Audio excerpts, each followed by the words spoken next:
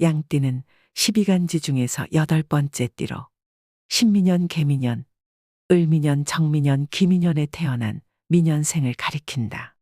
달은 음력 6월, 계절로는 여름, 절기로는 소서부터 대서를 지나 입추전까지, 한자로는 미를 뜻하며 오행으로는 토, 음양으로는 음의 기운에 해당한다. 양띠는 대서의 뜨거운 열기를 품으며 가을의 문턱에 서 있는 미토의 중요한 역할을 맡고 있다. 양과 소는 서로 마주보는 자리에 있는데 이를 사주 명리학에서는 미와 축이 서로 충한다고 표현한다. 양띠가 여름의 끝을 장식하고 가을을 준비하는 반면 소띠는 겨울을 마무리하고 봄을 맞이하는 대조적인 기운이기 때문이다. 이처럼 두 기운은 대조적이며 음과 양의 기운이 서로 충돌하고 교차하는 자연의 순환을 나타내는 것이다. 대서의 절기를 품은 미월에는 장마와 더불어 1년 중 가장 덥다. 대서에는 태양이 그 어느 때보다도 강렬하게 빛나며 장마의 높은 습도가 더해져 생명체들은 성장의 탐욕으로 가득 차게 된다. 이 시기의 양띠는 강한 양기운을 음기운으로 전환하는 중대한 임무를 수행해야 하는데 정면으로 맞서는 뚝심으로는 이루기 어렵다. 그래서 하늘은 양띠에게 소띠의 뚝심과는 다른 유연함과 조화를 이루되 휩쓸리지 않는 화이불류의 자질을 부여하였다. 미의 한자는 나무 위에 하나의 가지가 더해진 모습을 형상화하며 이는 때로는 과잉을 의미한다. 양띠는 이 과잉을 통해 여름의 양기운을 극대화하고 가을의 음기운으로 전환할 수 있는 조건을 만들어낸다.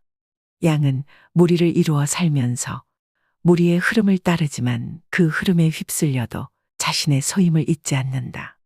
양띠는 무리의 추세를 부추겨 과잉에 이르게 하고 그 에너지를 이용해 흐름을 반대 방향으로 돌려 세우는 지혜를 가지고 있다. 양띠는 호랑이 굴에 들어가도 시치미를 뚝 뗄 수 있는 용기와 배짱을 지녔으며 척박한 환경에서도 잘 견디고 사람들과도 잘 어울린다. 그들은 자신의 소임을 결코 망각하지 않으며 상황을 주도하는 능력을 가지고 있다. 양띠는 물러날 때를 알고 적절한 시기에 물러나는 지혜를 가지고 있다. 즉, 양띠들은 때를 알고 때에 맞추어 움직이는 지혜를 가지고 자연의 순환과 인간의 성장이 어우러진 아름다운 조화를 이루었다 할 수 있다.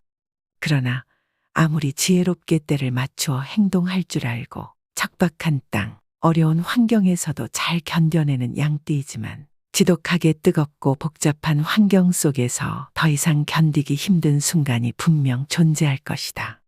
이런 양띠에게 운의 흐름을 상승으로 전환시켜줄 비법은 없는 걸까?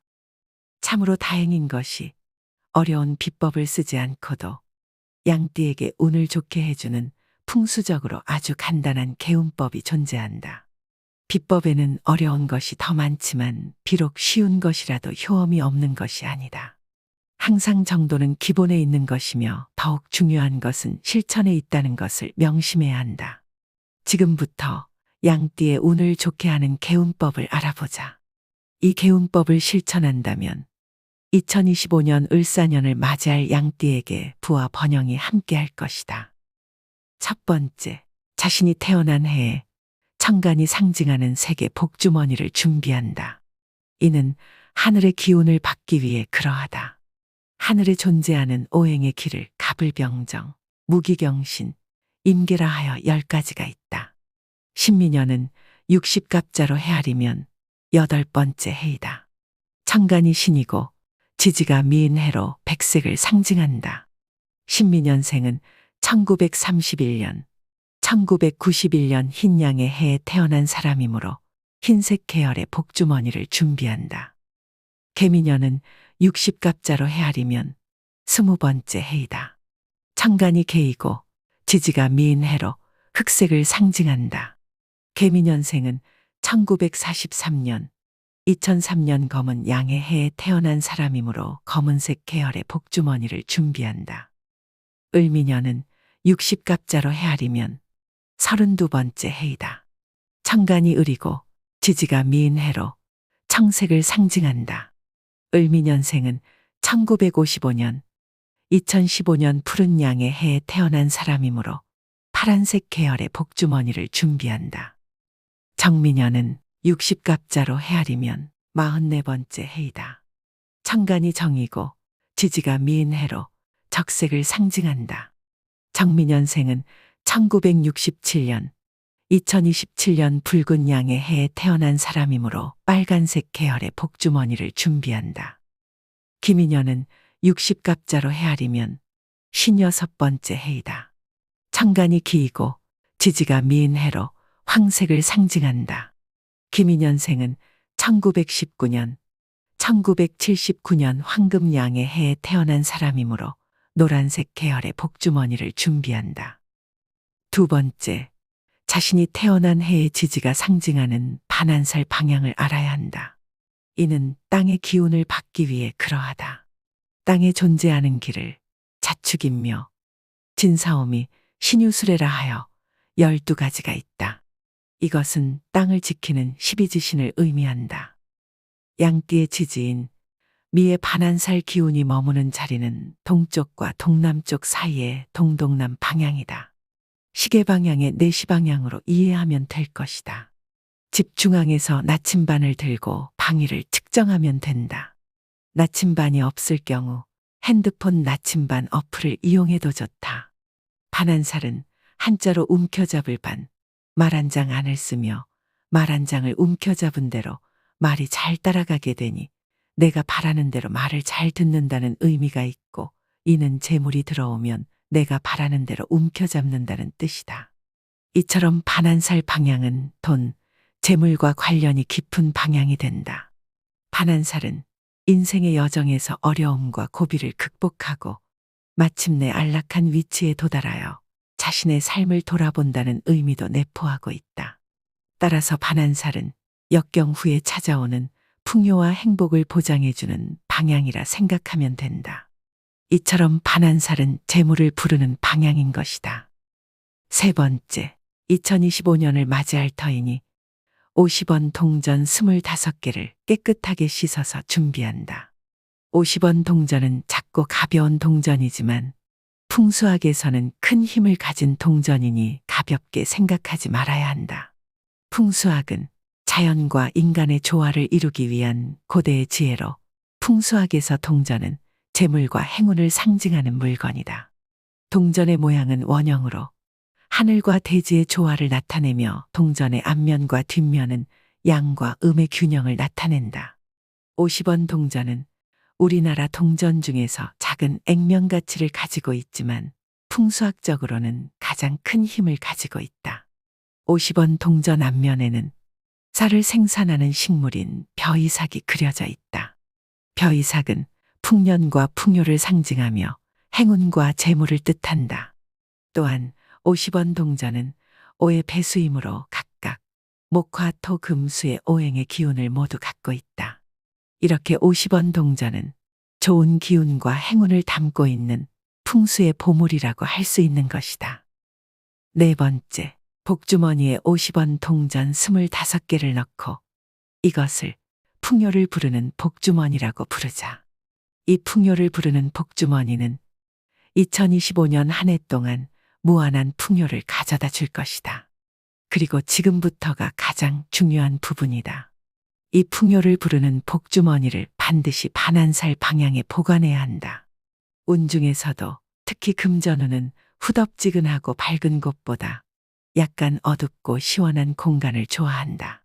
이것은 약간 어둡고 시원한 공간이 밝고 후덥지근한 공간보다 훨씬 차분하고 안정적인 기운이 작용하기 때문이다. 집의 반한살 방향에 서랍장이나 금고를 두고 그 속에 풍요를 부르는 복주머니를 넣어두자. 여의치 않을 때는 상자를 두고 풍요를 부르는 복주머니를 넣어두어도 좋다. 여기에는 풍요를 부르는 복주머니 외에도 통장이나 지갑, 인감, 그리고 현금이나 귀금속, 집문서 등을 함께 보관하는 것이 좋다. 이 또한 집안의 금전운을 높이는 비결이 된다. 다만 이곳에 다른 잡동사니들은 넣어두지 말고 잘 정리해 두어야 한다. 집에서 함께 생활하는 가족들에게도 풍요를 부르는 복주머니에 대해 알리고 함부로 열어보거나 동전을 사용하는 일이 없도록 미리 이야기해 두는 것이 좋다. 5번째, 풍요를 부르는 복주머니를 넣어둘 때는 경건한 마음으로 간절히 소원을 빌어야 한다. 나 자신과의 다짐을 해도 좋고 미의 화신인 대세지보살님께 소원을 빌어도 좋으며 나무 대세지보살 마하살을 외며 기도를 해도 좋다. 여기서 나무는 귀합니다. 마하살은 마하살타의 줄임말로 보살의 미칭이다. 이는 대세지보살 큰 보살님께 귀의합니다라는 의미로 해석해도 좋다. 불교 경전 중 천수경에서 대세지보살의 가호를 받는 것이며 보살행을 따라가는 것이라 할 수 있다. 불교에서 12지신 중 민현생의 수호신으로 세상에 내려오신 보살님은 대세지보살이다. 아미타불을 중심으로 왼쪽에는 관세음보살이, 오른쪽에는 대세지보살이 수행하는 형태를 갖추게 되는데 이를 아미타삼존이라고 부른다. 아미타불의 왼쪽에서 자비문을 관장하는 관세음보살과 함께 대세지보살은 오른쪽에서 아미타불의 지혜문을 상징하고 있다. 대세지보살은 독특한 지혜광으로 이 세상의 중생에게 지혜의 빛으로 골고루 비추어 삼도팔란의 고통에 떨어져 허덕이는 중생들을 구원해준다.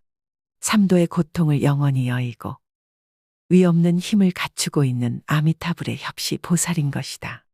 대세지보살은 서방정토인 극락세계에 계신 지혜와 광명이 으뜸인 보살로 지혜의 빛으로 널리 중생을 비추어 삼도를 떠나 무상한 힘을 얻게 하고 발을 한번 디디면 삼천세계와 마군의 궁전까지 뒤흔들 정도의 힘을 지녔다. 이처럼 대세지보살의 위신력은 크고 불가사의하다. 대세지보살은 독특한 지혜광으로 이 세상의 중생에게 지혜의 빛을 골고루 비추어 삼도 팔란의 고통에 떨어져 허덕이는 중생들을 구원해 주시는 보살이시니 반드시 우리의 소원을 들어주실 것이다. 또한 풍요를 부르는 복주머니는 매일 집에 귀가할 때마다 들여다보며 소원을 빌어도 좋으나 꼭 그렇게까지 할 필요는 없다. 다만 잊지 말아야 할 것은 내가 얼마나 간절한 마음으로 이 복주머니를 준비했었냐는 사실이다. 그 간절함과 다짐을 마음속에서 잊지 말고 한 발 한 발 역경을 이겨내는 것이다. 또한 작은 덕이나 큰 덕이 생길 때마다 감사함을 절대 잊어서는 안 된다. 나를 도와준 그 사람에게, 그 환경에, 그 자연에 잘 이겨낸 나 자신에게 항상 감사할 줄 알아야 한다. 작은 복에 감사할 줄 아는 사람에게는 반드시 큰 복이 내려진다는 것을 잊지 말자.